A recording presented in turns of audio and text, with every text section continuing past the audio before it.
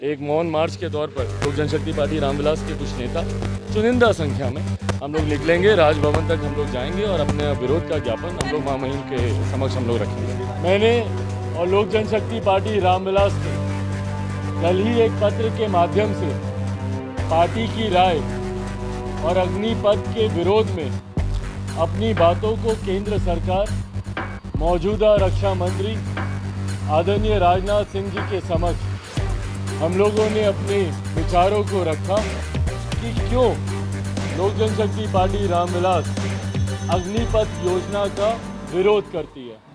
नमस्कार, news production देख रहे हैं और मैं आपके साथ रंजन सिंह। बता दें आपको, अग्निपथ को लेकर लगातार पूरे बिहार में प्रदर्शन चल रहा है। पूरे बिहार में जिस तरीके से लगातार जो माहौल बना हुआ है, हर जगह पर बसें जलाई जा रही हैं, ट्रेन जलाए जा रहे हैं और अलग अलग राजनीतिक दल जो है वो इसका विरोध कर रही है। देखिए, अभी हम मौजूद हैं लोक जनशक्ति पार्टी रामविलास, जहां चिराग पासवान हैं। उन्होंने प्रेस कॉन्फ्रेंस किया है। प्रेस कॉन्फ्रेंस करके इस बात को कहा है कि जिस तरीके से बिहार में और पूरे देश में लगातार अग्निपथ को लेकर विरोध चल रहा है, तो हम केंद्र सरकार से पत्र भी लिखे और इस बात की मांग करते हैं कि इसको जो है तुरंत जो है वो तत्काल प्रभाव से वापस लेना चाहिए। इतना ही नहीं, उन्होंने यह भी कहा है कि जिस प्रकार से अग्निपथ की जो बात है, तो आने वाले वक्त में इसको लेकर वो सड़कों पर होंगे। कल 18 तारीख को जो है चिराग पासवान मौन मार्च करेंगे, राजभवन जाएंगे, राज्यपाल को ज्ञापन सौंपेंगे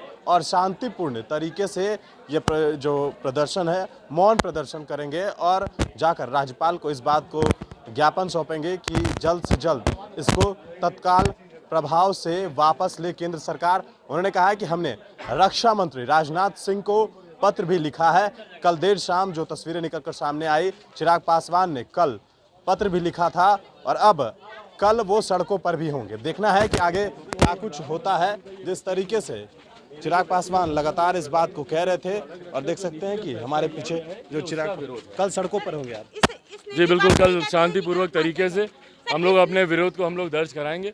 एक मौन मार्च के तौर पर लोक जनशक्ति पार्टी रामविलास के कुछ नेता चुनिंदा संख्या में हम लोग निकलेंगे, राजभवन तक हम लोग जाएंगे और अपने विरोध का ज्ञापन हम लोग महामहिम के समक्ष हम लोग रखेंगे। पिछली बार की तरह अरेस्टिंग नहीं होगी। पिछली बार की तरह अरेस्टिंग नहीं होगी। अब मुझे नहीं पता अगर रोका जाएगा, पर हम लोग की तरफ से हम लोग पिछली बार भी देखिए एकदम शांतिपूर्वक तरीके से गए थे। पता नहीं क्यों हम लोग के ऊपर बल का प्रयोग किया गया। कल भी हम लोग शांतिपूर्वक तरीके से ही हम लोग जाएंगे। बिल्कुल, तो चिराग पासवान थे हमारे साथ। आपने सुन लिया कि किस तरीके से इन्होंने कहा है कि जो कल देर शाम जब वो शाम में निकलेंगे और उन्होंने स्पष्ट रूप से कहा है कि हम राज्यपाल के पास जाएंगे, शांतिपूर्ण तरीके से अपने कुछ नेताओं के साथ जाकर महामहिम राज्यपाल को ज्ञापन सौंपेंगे। तमाम बातें आपने सुनी है। हमने चिराग पासवान से जब बातचीत की, उन्होंने कहा कि बिल्कुल कल हम लोग सड़कों पर होंगे। अग्निपथ, जिस तरीके से अग्निपथ को लेकर जो लगातार प्रदर्शन चल रहा है, उसको विरोध में चिराग पासवान भी हैं। उन्होंने पत्र भी लिख दिया है केंद्र सरकार को। राजनाथ सिंह यानी कि जो रक्षा मंत्री हैं, उनको पत्र लिखा है और उनसे यह मांग किया है कि तत्काल इसको प्रभाव से वापस लेना चाहिए। चिराग पासवान से जो हमने बातचीत की वो आपने सुनी है और चिराग पासवान ने किस तरीके से अग्निपथ का विरोध किया है, उस बयान को भी सुनवाते हैं। जिस ज्वलंत विषय को लेकर की जा रही है, उससे न सिर्फ बिहार बल्कि देश भर के युवा इस अग्निपथ योजना के माध्यम से जो अपनी अग्नि परीक्षा दे रहे हैं, उसको लेकर इस प्रेस वार्ता को रखा गया है। उनके समर्थन में इस प्रेस वार्ता को आयोजित किया गया है। मैंने और लोक जनशक्ति पार्टी रामविलास ने कल ही एक पत्र के माध्यम से पार्टी की राय और अग्निपथ के विरोध में अपनी बातों को केंद्र सरकार, मौजूदा रक्षा मंत्री आदरणीय राजनाथ सिंह जी के समक्ष हम लोगों ने अपने विचारों को रखा कि क्यों लोक जनशक्ति पार्टी रामविलास अग्निपथ योजना का विरोध करती है।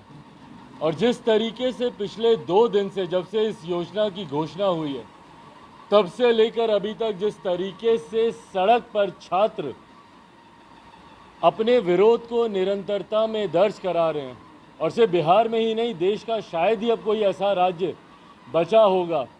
हरियाणा, राजस्थान, उत्तर प्रदेश, आज तो दिल्ली में भी जिस तरीके से जंतर मंतर आईटीओ के सामने इस तरीके का प्रदर्शन किया जा रहा है, ये अपने में दर्शाता है कि पूरे देश का युवा एकजुट है इस योजना के विरोध में।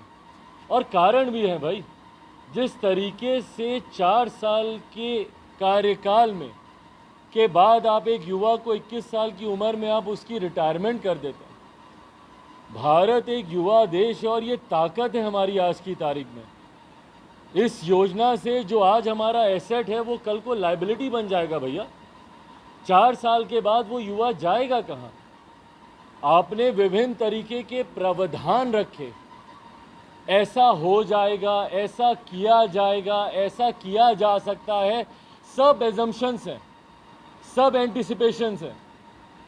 इसमें कोई ठोस योजना की भैया 21 साल की उम्र में जब वो युवा बेरोजगार हो जाएगा, जब वो रिटायर हो जाएगा, तो उसके बाद उसके भविष्य का क्या? भाई आज उसके भविष्य की चिंता करने वाला कोई नहीं है। आज देश में बेरोजगारी इतनी बढ़ गई है, तो कैसे मान ले हम लोग कि 21 साल की उम्र में, और वो 21 साल की उम्र नुकसानदेह ज़्यादा इसीलिए है क्योंकि जो उसके गोल्डन ईयर्स हैं 17.5 से 21 साल, वो तो उसने सेना को दे दिए, जिसमें वो अपनी ग्रेजुएशन कंप्लीट कर सकता था, पीजी के कोर्सेज में अप्लाई कर सकता था, कंपटीशन की तैयारी कर सकता था। 21 साल की उम्र में जब वो सेना से रिटायर होकर आएगा तो वो कहाँ जाएगा? कौन सी प्रिपरेशन करेगा? किस कंपटीशन की तैयारी करेगा? या कौन से कॉलेजेस हैं? ब्रिज कोर्सेज की आपने बात की, पर कौन से ब्रिज कोर्सेज आप बना के देंगे? वो युवा जो 17 से 21 साल में अपनी पढ़ाई कंप्लीट कर सकता था, अपने भविष्य के निर्माण की कल्पना कर सकता था, और 21 साल के बाद स्थायी रूप से जब वो अपने रोजगार को लेकर या अपने व्यवसाय को लेकर स्थापित होता,